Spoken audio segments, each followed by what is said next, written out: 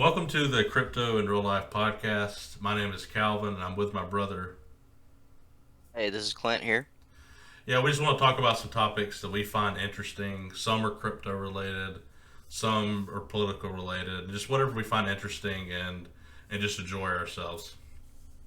All right, Clint. So I did prepare a few topics beforehand that I thought were kind of interesting and sort of I found to be strange because have you heard about the Bored Ape NFT stuff? Is that something you've thought about before? Yeah, I've heard about it, and I haven't looked into it too much, but I know like the basic story behind it. Okay, many of the listeners probably know, but it's these monkeys or apes, I guess, that are different.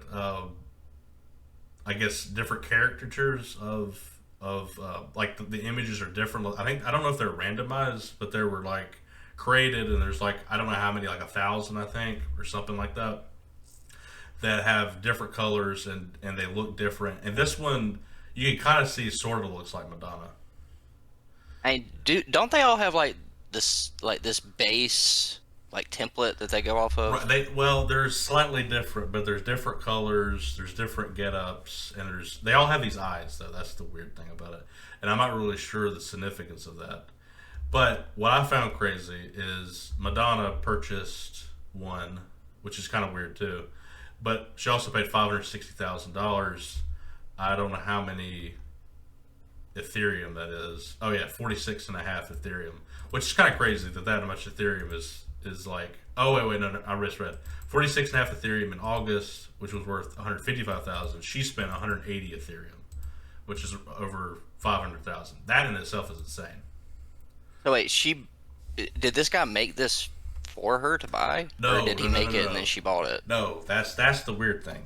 So this collection was made by, I think, it's a group of people. I'm not exactly sure. I think it was a group of people, and or it could have been one person. I'm not sure.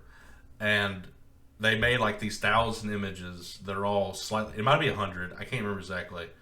That are slightly different variations of these apes, and it's called the Bored Ape Yacht Club. So whenever you buy the NFT, you're like a part of the yacht club, so to speak.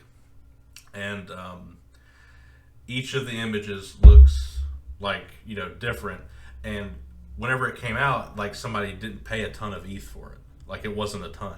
And then over time, it's just slowly garnered all this attention, and it's just going up in value like exponentially. Like in last August, this exact same one cost 46 and a half ETH in August, which was about 155 grand. Now it's going for 180 ETH. So it's just like exponential growth on these images. Right. I mean, so it's like 10 times. Right, and it's basically somebody bought it, and then I don't know if you're familiar with how NFTs work, but whenever you buy it and then you sell it, the original creators, and I think this is the case with the Bored Ape, you don't have to do it, but you can take like a 10% cut on each sale. Okay. Like if you're the creator of it. So the person who created this is making bukus of money because every single time it sells and it's just growing in value, they're getting a cut of that. Right. So, but the thing that's strange about it is that now it started out in like this weird thing. Like I think it came out in 2017. I think like it came out a long time ago. It was one of the first NFT projects, and it started out not selling for very much, and it's just slowly over time become so insanely popular that now you have Madonna. Wait, so he was doing this in 2017? Let me double check that. Bored Ape Yacht Club start. I'll look at the starting price, dude. Okay, never mind. I was way off on that. I know that the I first. say, that doesn't sound right. No, you're definitely right about that. I was way off. My bad. But I know the NFT projects. There were NFT projects back in 2017. I know there I didn't were. know that. Let me double check. Maybe I'm wrong again. NFT first NFT project. I swear there was.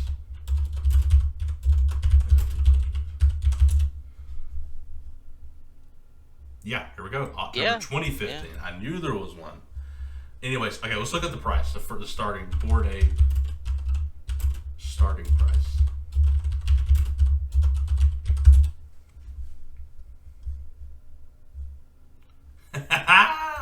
$190, 0.08 ETH. You see that? Yeah. And there were 10,000 of them, so I had the numbers wrong. 10,000 of them, and it took 12 hours for them all to sell out for a couple $100 a piece, which is still an insane amount for. See, there are all these different images like that. You see? It looks like they released all these at once. Yes, and they sold out in less than a day, half a day. They sold all 10,000 of them, which is still an insane amount of profit. $190 times 10,000. That's like that's $1.9 million. So they made $2 million from the start. That's insane. Which is insane. And now every time they sell one, I think they get a piece of that. Right. So if it's 10% or whatever, every time they sell it, they're getting 10% cut. Bored Ape cut. Let me see if I can find it. I can't remember. I'm almost positive that is how it works. I know in some entities you definitely could do these. You were thinking about doing one at one time. That's how it worked, right? Yeah, I was thinking about it. And from what I looked at, it seemed like there was two options. Like one option of where you just sell it outright and you're done with it, and then another one where you get like a commission from right. it. Oh, commission. That's the word I'm looking for. That'll probably work better than cut. Yeah. There we go. Yes. Yeah, they get royalties. Oh my God. I don't know what they are though. Oh, here, maybe this will tell me. 2.5%. Okay, that's not as bad as I thought it'd be. But that's still, they're making so much money. Holy shit. They're making so much money. That's wild. But I just think it's fascinating that somebody from that level of pop culture is willing to shell out that kind of money for something that just kind of existed. Because the NFT stuff started taking off in 2021 big time. So it was sort of new in a way because it was one of the first ones to blow up really big. I mean, there were the CryptoPunks. I don't know if you heard about those. And those pictures are even more simplified. They're like 8-bit art. I don't know if you've seen those before. I've seen some of those. I guess I don't see. I mean, this is what she said. I finally entered the metaverse. My very own ape. What should I name her? We all need protection from the evil eye. There's the eye. She's not the only one doing this either. I heard a story recently. Eminem bought one, but go ahead. Yeah, Eminem bought one, and Brie Larson bought one. No, I know. It's and so apparently weird. Go ahead. I was gonna say Brie Larson apparently bought like a metaverse house or something. I mean, I don't. I don't know. Yeah, I don't know. Wiz Khalifa bought one apparently. His looks kind of weird. So yeah, I mean it's very popular, but so that's what they say. Like famous rapper Eminem joined the Ape Club. So it's, I guess, just rich people who are in a club now. I guess, and he spent $450, so it's already gone up since he bought it. But it does depend on the image too. But I could definitely see, I guess, why she chose this one because it does look sort of Madonna-ish with the hat. That seems. Yeah. It's just so strange, I guess. I mean, at this point, I guess Bored Ape Yacht Club is a company that has created this weird cultural phenomenon, I guess. And people who buy the tokens are a part of that club, basically. I mean, I think I'm saying that right. And yeah, but like, what value are they adding to? I mean, okay, so that's where I wanted to go with this. So that's that. That's kind of crazy. So there's something that came out called the Ape Coin. This is related to the Bored Yacht Bored. What the heck's it called? Bored Ape crap. Bored Yacht Club, whatever. And there's also other apes. They're like zombie apes. They've made all these different variations of the ape stuff. Some are cheaper, so they're making more and more art pieces, I guess, and more clubs, I suppose. But anyways, the Ape Coin is a coin to get you a piece of the idea of the club. Does that make sense? Say it again. The coin's a Okay, so piece. the coin is a DAO. Have you heard of the DAOs? DAOs. DAOs. What, the Dow market? Or what are you No, talking about? no, not the DAO market. No, DAO, decentralized autonomous organizations. Have you heard of those? Okay, I have not. Okay, so the idea behind that is they release a coin, and there's a Blockbuster DAO, for instance, where I think you've heard of it. We talked about that the other day, where somebody bought the Dune book thinking it was some crazy.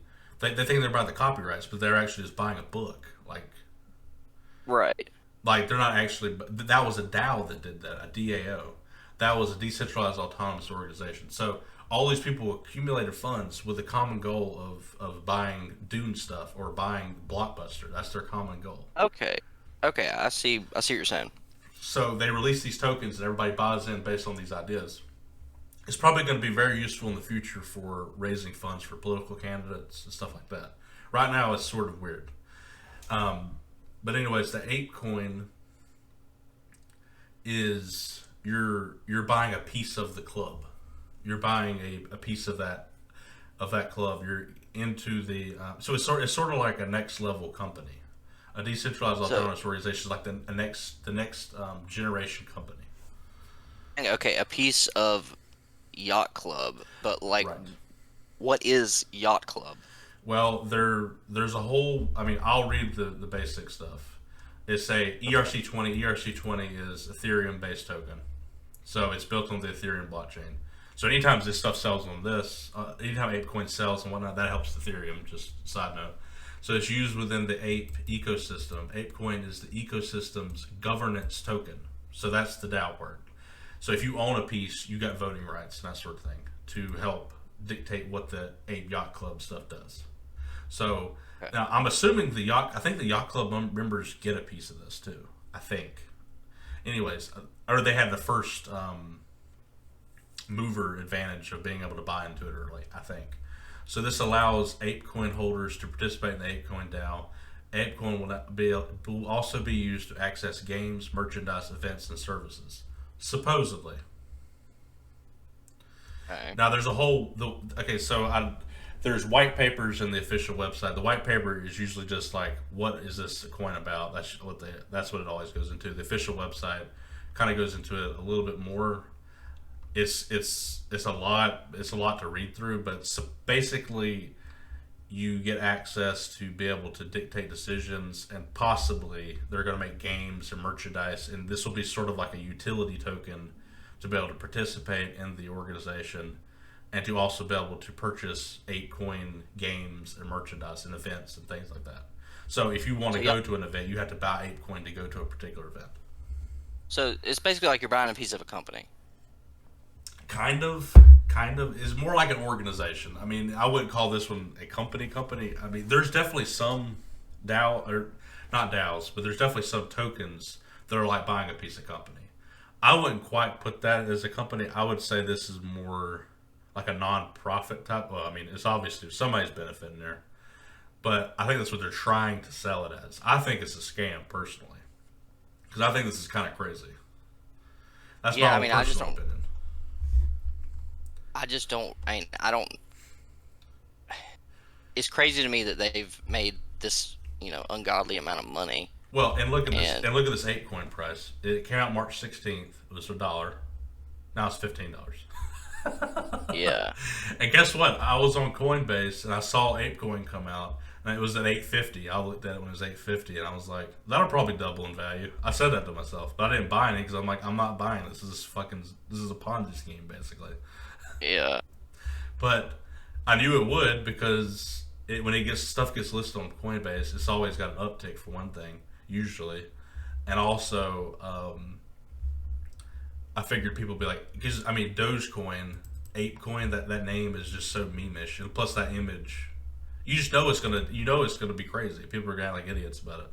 And how is the price of ApeCoin set? Is it just based on how many people are buying it?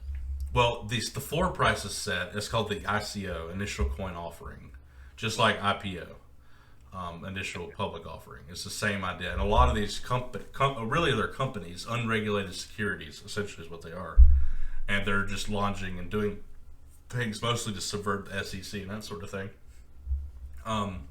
But anyways, they set the price apparently at $1, and everybody, because as soon as it launched, people knew about it, and they were like, buy, buy, buy, buy, because they knew it was going to pump. So at $1, it was worth, I don't know, 100 million, something like that, and then it 15x, and now it's $4 billion. That's the market cap right now. So society is valuing this organization at $14 million. $4 billion. Oh, $4 billion. Excuse me. 4.1 billion is the market cap. That's how much money is into this right now. I just don't see why. I don't get it. Because it's like dude, Shiba Inu, which is even worse than this, to be honest with you.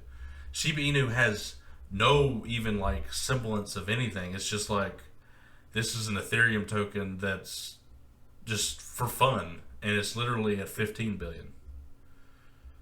3 times this. Yeah. So I don't know. I can't make sense of it. It makes no sense to me. But that's what I'm saying. I knew I could have made money on it at 850. But I don't feel right doing it because it's not something I actually believe in. It's just that to me it's like a Ponzi type deal. If I was to buy it, it would have been a Ponzi because I don't believe in any of it. I think it's all bullcrap. I just don't get why is this valuable? Like, Okay, so you know what I'm saying? I'm gonna try to bring up this website. I was having some issues loading it. It's very resource intensive. My computer wasn't handling it, but let me see if it'll load up. Maybe I can read a little bit of it. 8coin DAO governance. The 8coin community governs itself. Blah blah blah blah blah. The governance guide. So, participating in the ISMDS submission, aka holding the 8coin, is the only requirement for membership. So you're a part of this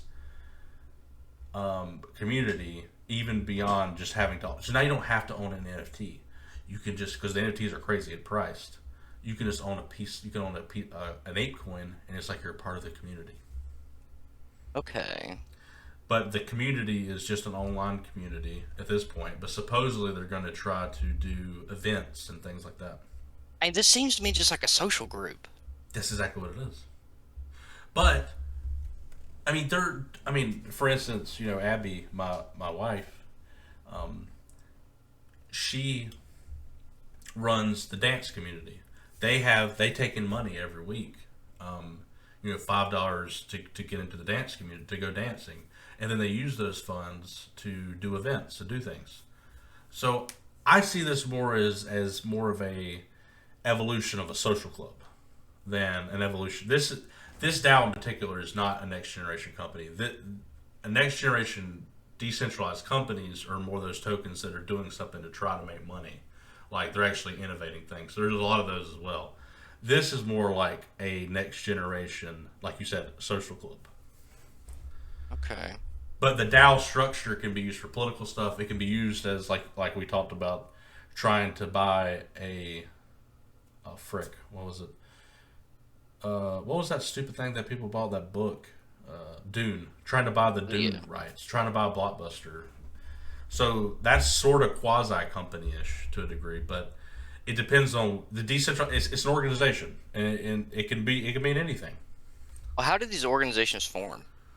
Well, this formed because of all the hubbub about the Bored Apes. They could have released the Bored Apes and nobody bought one of them. It formed over time because they realized so much interest in it, so they're trying to make it more, I guess, the idea is they're trying to make it more inclusive for other people. I think they're just trying to make money. Yeah, they're monetizing it. They're monetizing the social club. And there's all these different details about what you can do. You can vote on this, You can, look right here, a proposal. There's proposal templates. People can make proposals and people can vote on it. That sort of thing. The total cost to implement the proposal. Stuff like this. It's like they're building a brand without a product. The product is, right now it's an idea. And they're going to make things with the token money. So my point was with about the dance thing, they take in money, to be a part to join the dance, and then they'll spend that money on bringing in um, experts who will help train people on how to dance. That's what they use the money for and stuff like that. This is sort of the same thing, but this is like hyper crazy because it's digital and it's released like a stock, and people can just buy it instantly, and there's so much money that can be pumped into it. And in reality, if DAOs and all these things really pick up steam, most organizations, I think, because it's so much more efficient, will probably be released this way. Yeah.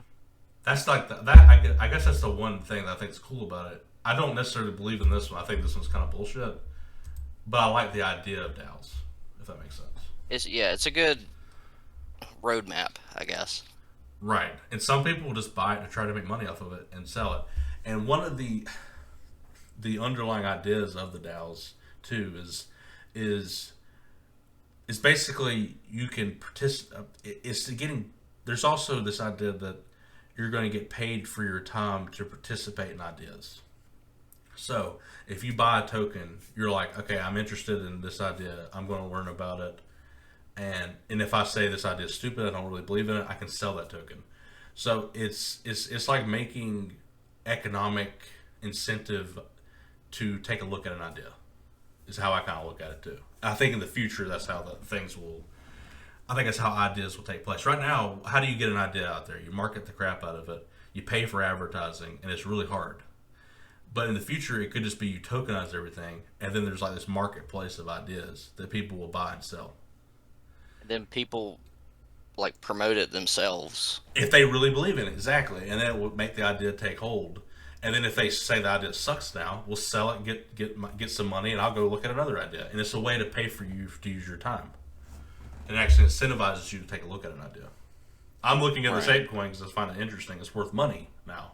So I'm interested in this idea. I would never would have cared about this idea before. Yeah. I'm just saying that could be how ideas are like marketing. It adds like this extra layer of marketing to things because when you own it, you're like advertising it too. You know what I mean? Right. I mean, it gives the customers a financial incentive. Right. It's kind of, I mean, and you could be custom. And the way I see it playing out in the future, I think, because I like to think about how this all plays out later on, is like I said, like literally, you have a cool idea, you tokenize the idea, and you're really passionate about it, and that might go viral, and you make money, other people will make money, and also value, I should say, and also other people will be looking at your idea and determining if it's actually a good idea or not. Right. I don't know. I think it's kind of an interesting idea. I don't know if it'll actually take off like that. I think that's their long term goals. But anyways, I wanted to. So, what do you think about like? Do you think NFTs are a force for good, or do you think they're totally a waste of time? I think right now they're a waste of time, but Right. I think in the future, I don't know if they're like force for good, but I think they're neutral. You know. Right. Right. I guess they could be a force for evil, for sure. I mean, Yeah. you could get totally ripped off with all this stuff. And it could Right. be, like, if they never do any of the things they're saying they're doing, this is a total scam. This is like a absolutely. 100% scam. And it could be. I mean, that's the thing. So I guess it's a double-edged sword. I think it's just like any technology. It can be a force for good, it can be a force for bad. Yeah. All right. So I wanted to change topics a little bit to play to earn games, which is sort of related to the NFT stuff. So, do you have much of an opinion on play to earn, or have you really kept up with that at all? I don't know much about it. Okay, so Yeah. I mean, the idea is you play the game and you earn these tokens. Like Illuvium actually isn't real right now, so it's not the best example. People are buying Illuvium with the idea that it will be a game in the future, and then they'll have all these Illuvium tokens to be able to purchase stuff in the game. That's why they're buying it. So I think that's a little insane. But with that Wait, said, is the game out? the game is not out yet. The game is not out. So they are buying this token. This is not the best example. Let me actually go to this Axie Infinity. Okay. This one is a real game. It's not a very good game. It's sort of like sort of like Pokemon. You collect these little Axie things and then you battle each other and stuff. But anyways, you can buy Axie Infinity tokens and then buy your monster or your creature called Axies, I think, and then you can use them to fight stuff. It's sort of like, whenever you bought stuff in freaking, what was that card game you played all the time? Hearthstone. Yep, sort of like that, except now you can resell it, and you can actually lend your Axies to other people to use too, and make money off of it. And there's like a whole economy behind it. Does that make sense? Yeah. I like the sound of that. Right. So that's the idea of play to earn games. It's like you can play the game, you earn Axie Infinity tokens. If you're like, I'm fucking sick of this game, you sell your Axie Infinity tokens, you take cash back. It's kind of goes back to the idea that we're incentivizing you to use your time, to take your time, not through marketing, but through real economic incentive. I think that's the power to it. So whenever you're done, you can cash out or whatever. Right. If you're sick of it and you're just like, I don't really want to do it, or you might want to keep a couple of tokens, you might want to go back into it, or you might keep a rare item you earned that you can actually resell for more tokens, but you might want to keep it because it's rare and you think it's cool. If that's something, that was what I was explaining. So if you really believed in the game, right, even if you're tired of playing it, you might want to hold on to the coins because you think they're going to go up in value or whatever. Or you think, I just want to hold on to this and I'll go back to it later. Okay, yeah, fair enough. Right, yeah, either way. Yeah, or you might just think, or, if you're an investor, you might think this game's going to grow in popularity, I'm going to buy some. So there's also an investing idea to it, too. I wouldn't invest in these things personally. I think these are more utility tokens, is how I talk about them. Utility tokens are tokens that are going to be used to actually do things. You know what I mean? I think that's a good description. I wouldn't use this as something I'm going to invest in as an asset or necessarily. But you could make money off of it, like if you buy it early enough. This is already at a $4 billion market cap. I wouldn't touch that. If this game became as popular as like Pokemon or something, I might would invest in it then. Well, because you're not just buying the game necessarily. You're buying the Axie Infinity brand. Right. Because they can make more games, potentially. That's the idea. And they're always evolving the game. The developers are. They're always evolving. Like right now, they've released something that they're going to bring the game to 3D, supposedly. And not 3.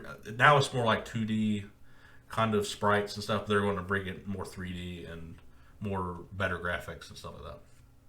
So they're always improving the game, and having this price associated with it allows them to do that. So it really gives it like a bottom-up approach to game development, which is very helpful because now it's like top-down companies, corporate boards trying to do it. That's the fundamental idea of it. Was this game kickstarted? No. I mean, this is like a Kickstarter. Yeah, that's what I was about to say. Like, how'd they get their initial funding to make this game? They advertised the game, released the token, people bought it, and then they started making the game. Yeah, I mean, I think it's a great substitute for Kickstarter. Kickstarter, the crowdfunding model. Exactly. Because right now, crowdfunding is like a similar thing, investing ideas, and hopefully they get made. Except they're kind of bullshit because the crowdfunders, the website makes a ton of money off of it, and it's centralized to a degree because, and also it's still, I think they both have the same kind of risk because they may not actually make it, but the people who are behind these tokens may not actually do what they're supposed to do. So I guess there's risk with both, but I think the better thing is you actually own a piece of it. Right. If you really believed in it and you bought some Axie Infinity, you at least own something that you can resell. Yeah, unlike with Hearthstone or other games where you're just buying a digital nothing that is worthless. Right, and I've heard that Team Fortress did this similar thing where you could buy items and sell items, so people could create items and buy and sell. these items, there's not ways to put them to a cold wallet, or send them. It wasn't like as NFT. It wasn't as interoperable, but that was a good starting idea. Steam kind of does this too, also with those. What are those stupid cards you can do? You can buy and sell those. Yeah, they have little cards that you unlock them as you play a game. That's a similar idea. The only difference is it's a closed system.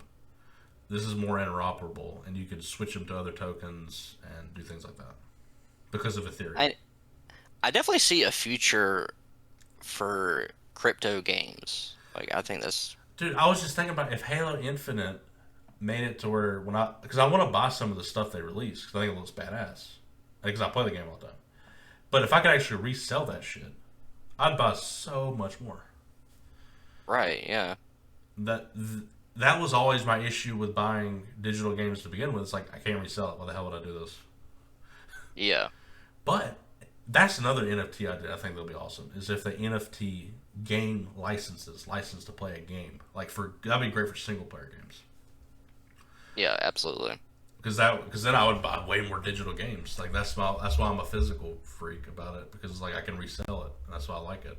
If I could just pay to play it and then resell it on the open market, and if it's set up to where they get a royalty from it, what's the big deal? Yeah, and if anything, well, they wouldn't make more money, but I think they if would, if it like because I'm if just it going to go buy a tracked, physical copy on eBay. But if I could buy a digital copy, they're definitely going to capture some of that profit. that's true. Because yeah, they're not getting sales off of used games. Yeah, they're not getting that at all. I think they would do a lot better, because then I wouldn't really care about buying a physical game, to be honest with you. I wouldn't really. In this It wouldn't scenario, matter that much to me. in this scenario where people are able to trade like digital games and stuff, so would it function the same way as an NFT currently does? So would hypothetically could a game go up in value Yes. from when it was released? So from Yes, because $60 to like 70 or whatever. well, I think that would happen depending on the supply that they put to it. If they made a game and they're like, "This is a limited game, 100,000, 10,000 copies," I think absolutely that happened. They already do that with physical games now. So there would be collectible digital games, depending on how the company wants to do it, and then they would collect royalties over time. And the game, if they wanted to make it like that exclusive kind of game, oh hell yeah, Yeah, and I could totally see a company doing that and doing a same type of marketing campaign that like the ape coin stuff does, right, or the right. bad apes or whatever, where it's in like an elite club. But it's a video game. Yeah, That would be that actually be. I kind of understand that. I don't understand a yeah, picture. That makes no sense to me. But a video game, I kind of see it. It's like only me and 10,000 other people could play this game, and it's multiplayer. That makes sense. yeah,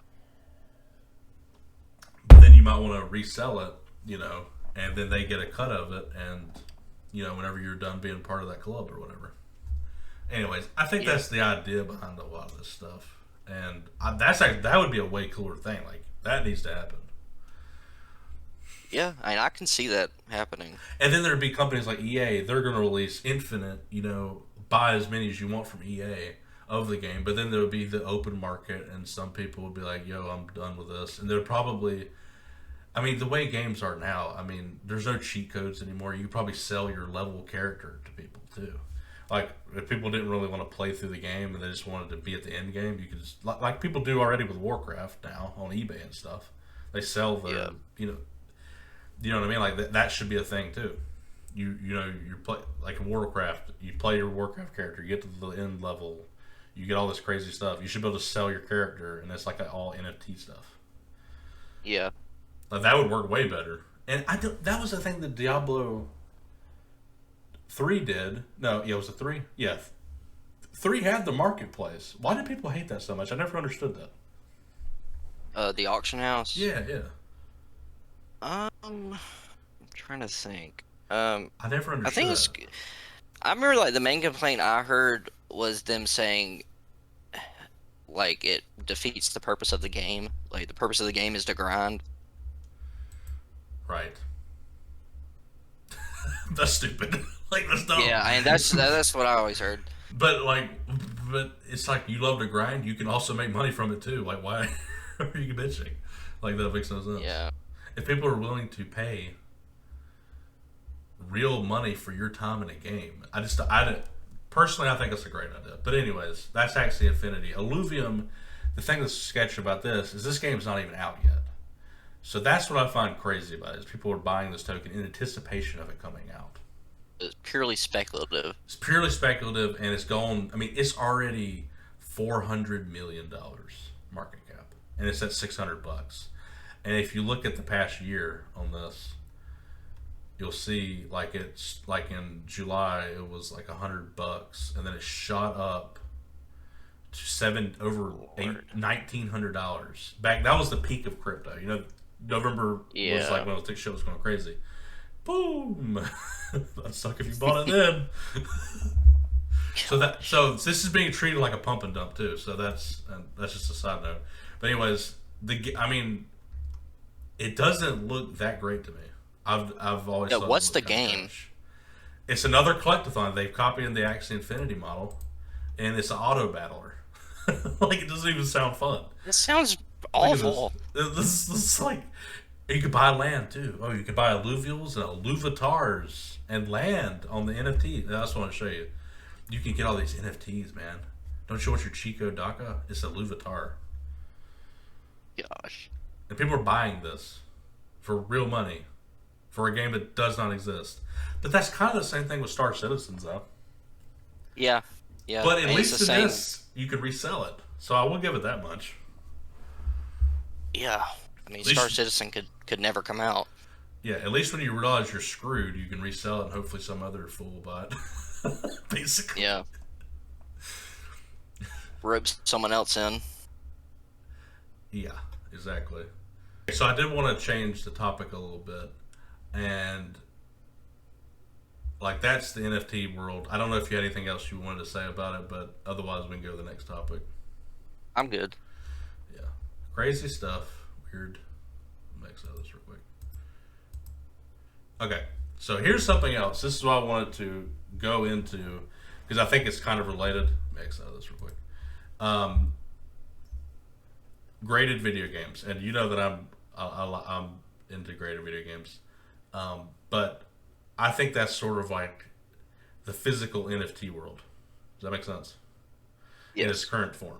So, graded video games is basically you have a sealed and WATA is one of the grading companies. You have a sealed or complete in box game that you can send to the company, and that will grade it from a 1 to a 10, and 10 being the best. 9.8 is practically the best because 10s, I think there's only like a couple 10s that have ever happened.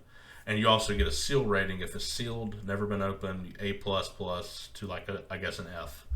And anyways, there's a whole scale, and it's a trusted company, and they're just saying this is the best condition Mario 64 ever, basically. And I compared it to the NFT market because it's sort of, I would say, vain in that same way. That people just buy it because it's cool and it's rare. You know what I mean? Right. Seems like it doesn't have much inherent value. Right. It doesn't. It does not have. Okay. Here's the headline: Mario 64 back in July sold for $1.5 million. That's insane. It's not.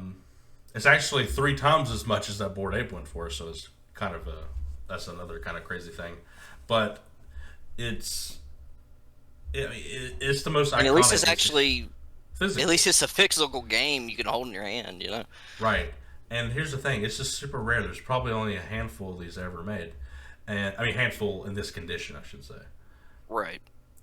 It is a minor miracle that there's these games that still exist in that level of condition, because this means there's like no imperfections at all. How do you get a 10? I've only heard there's only like 2 out there. What they do, and this is how they do it, is they look for any imperfection, like this, and it's got to be a smidge of an imperfection. If there's a smidge of an imperfection, you get down to 9.8.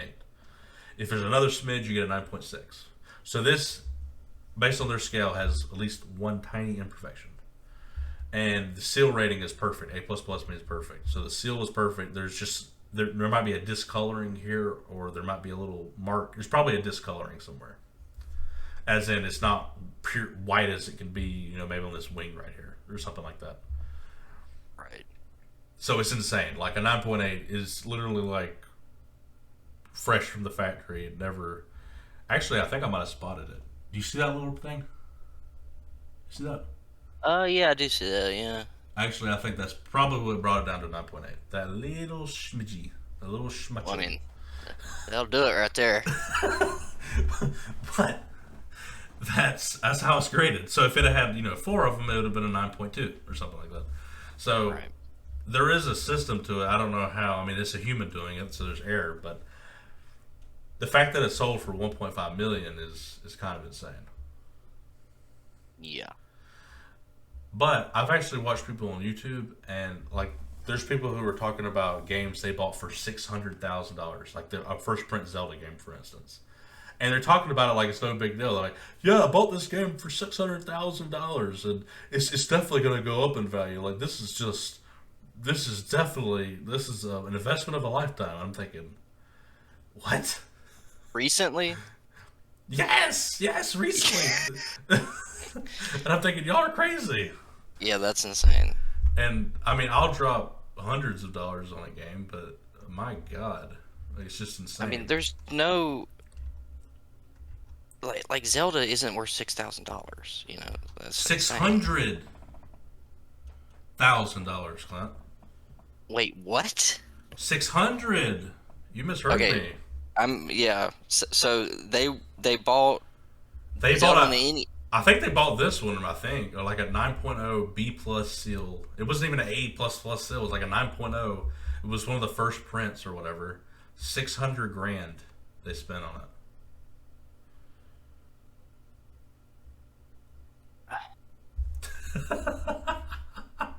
So no, it's not just like Mario 64 is selling for crazy prices. There's the original Zelda. There's the original Mario Bros. Went for $900,000, sealed in perfect condition or whatever. I mean, obviously they're way inflated. Like it's overvalued. And Right it's here, gonna go yeah, down it in says price. 870K NES, the original NES. I mean, but there's like the first, comic books and stuff. They're going for like millions of dollars too, and baseball cards that are old as hell go for like millions of dollars. So I think it's becoming from that world. Does that make sense? But this is Super Mario 64. I mean, it's not like the first video game. But that's not how people are doing it. They're doing it based off of this is the most iconic Mario game. It's not even the first Mario game. That's the thing. Right, yeah. I don't know. This one's I guess people are saying this is the most iconic one. I have no idea. Somebody was willing to pay it $1.5 million. But Well, I guess I mean, as we see, generations growing up, I assume we're going to see a focus on different generations of games. Like, in the Right. past, we've seen the NES has been like and Atari was the Super big one Nintendo. before that. Atari was the big one before Right. Yeah, at least, for us, it's been like NES and Super Nintendo. that. Right. And now we're going to start seeing N64 N64. more and That's why GameCube. I think yeah, that GameCube exactly. And I've got some sealed GameCube games, and I've got one at Water right now, the Twilight Princess. And I think that's kind of why I'm sort of bullish on it, to be honest, because I mean, I'm not saying it's going to go for $1.5 million. I'm saying, but it could go right now. It's going for $1,500. Like it could go for multiple thousands in the future. Right. Because these prices are just getting crazy. Like the stretch valuations are crazy. So I don't think it's that crazy to think it could go up to 3,000, 5 or 6 years from now. And I'm happy to hold on to it because it's a childhood game anyways. Yeah, So, I think that's reasonable. and then if you look at this one, this is the same. This is a different copy, Clint. Sold on Golden auctions a month later. Wah wah wah. $800,000. Wow. Whoever bought this from a different auction house got screwed. It's already halved in value in like 2 months or something back then. So I don't know. I mean, they deserve it. honestly. But this is crazy too. Like $800,000. They're both crazy. Yeah. Yeah, they're both crazy. I guess this person's less crazy. I guess, but they're still like they're just as crazy. I don't get how. Okay, how did it get to that high of a price? People bid on it, man. The minimum I bid was just 75K. I mean, people just kept bidding on it. I don't know. People are crazy. fucking this is nuts. I mean, here's the thing. Somebody I watched, and they could have went into it together too. Like there could have been multiple, like a group of people who bought it. That's possible too, which I think is even more crazy. But the the way I've listened to somebody from the antique and collectibles, like with the background in it, and the way he put it is like these people are not like regular people. These are rich people. like like, and if this $800,000 is any more than 1% of your net worth, you're out of your mind. Yeah. Like if it's a small percentage of your net worth, then it's okay. I mean, I guess it's so the same thing like fine art, I guess, and it's just like a lower level tier level of that. It's also a way to avoid taxes, by the way. Okay, so what you can do, this $800,000 that somebody spent, you can say this is my business, and I just spent $800,000, so I'm gonna count that as a business write off, and I don't gotta And pay taxes on you have to actually have a business though, right? Yeah, but I'm saying if you're that rich and you're buying this kind of level of a game, why wouldn't you have a business of it at that point? Yeah, that's true. Because then you could write it off as taxes and stuff like that. So I think that's a part of it too. That's what I don't know if you're familiar with like the fine art stuff, but that's what rich people do with fine art too. When they buy and sell it, Yeah, you know what I'm saying. I've heard that before.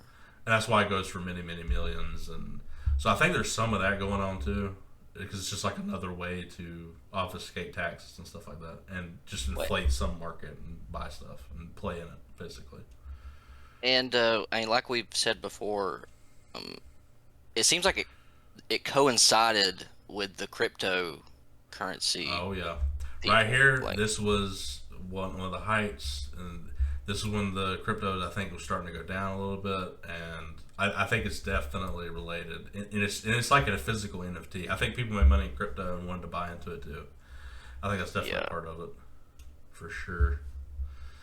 And I wanted to show a picture of this.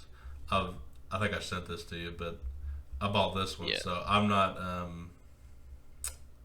I'm participating, but I paid like $250 for this, $250. I mean, that's not bad for 9.2. Well, it's a 9.2 plus. This is older. I mean, oh, actually, it's not. This is a '97 re-release, but this is the Super Nintendo, and this is Star Wars. To me, this looks cooler to me than Mario 64 cover does, in my opinion. Oh yeah, I mean it's a beautiful artwork. Yeah, I mean, so it's all about. To me, this I actually wanted this. I mean, it was because prices have started to go down a lot lately. So I've been like, okay, because before I'm telling you, last year this would have sold for $800. I'm telling you, last year was insane. This would have sold for 800 guaranteed. But this year, I was able to get it for 250, and I was happy to pay that because it's freaking cool, and it's got me into it, and I actually kind of enjoy it. So it's whatever. Yeah, and that's one of the games we actually like to play. Yeah, I remember that game's hard as crap too. I sucked at it, but